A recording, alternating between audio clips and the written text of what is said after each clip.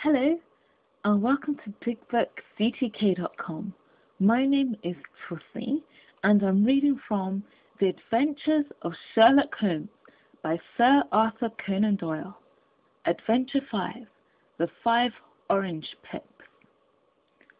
When I glance over my notes and records of the Sherlock Holmes cases between the years 82 and 90, I am faced by so many which present strange and interesting features that it is no easy matter to know which to choose and which to leave.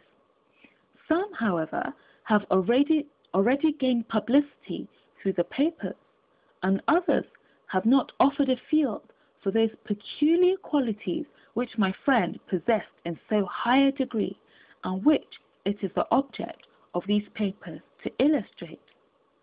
Some, too, have baffled his analytical skill, and would be, as narratives, beginnings without an ending, while others have been but partially cleared up, and have their explanations founded rather upon conjecture and surmise than on that absolute logical proof which was so dear to him. There is, however, one of these last which was so remarkable in its details and so startling in its results that I am tempted to give some account of it, in spite of the fact that there are points in connection with it which never have been, and probably never will be, entirely cleared up. The year 87 furnished us with a long series of cases of greater or less interest, of which I retain the records.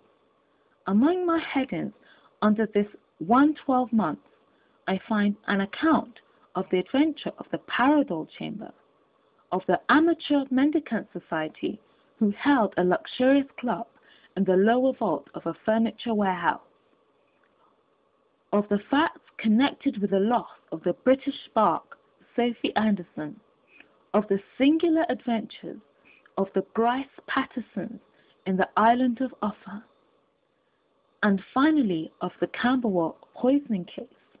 In the latter, as may be remembered, Sherlock Holmes was able, by winding up the dead man's watch, to prove that it had been wound up 2 hours before, and that therefore the deceased had gone to bed within that time, a deduction which was of the greatest importance in clearing up the case.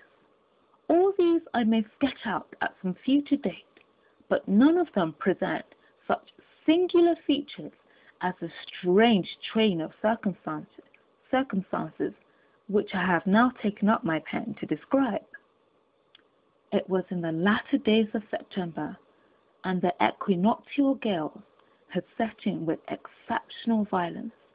All day the wind had screamed, and the rain had beaten against the windows, so that even here, in the heart of great, handmade London, we were forced to raise our minds for the instant from the routine of life and to recognize the presence of those great elemental forces which shriek at mankind through the bars of his civilization like untamed beasts in a cage.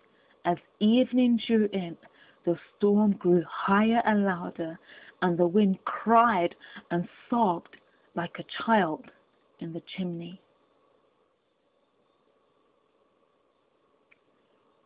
Thank you very much for watching. You've been listening to The Adventures of Sherlock Holmes by Sir Arthur Conan Doyle. My name is Tussie, and this is BigBookCTK.com. Thank you very much, and bye for now.